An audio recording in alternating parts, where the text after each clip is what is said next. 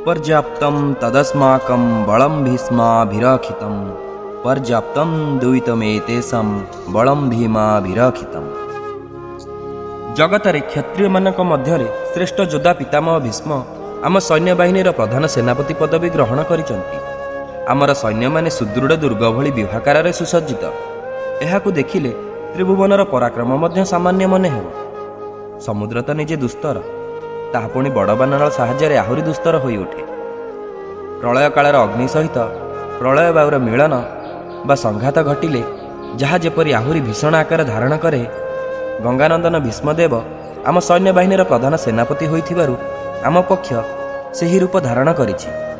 ଅତଏବ ଆମ ସୈନ୍ୟବାହିନୀଙ୍କ ବିପକ୍ଷରେ ଯୁଦ୍ଧ କରିବାକୁ କିଏ ବା ସମର୍ଥ ହେବ?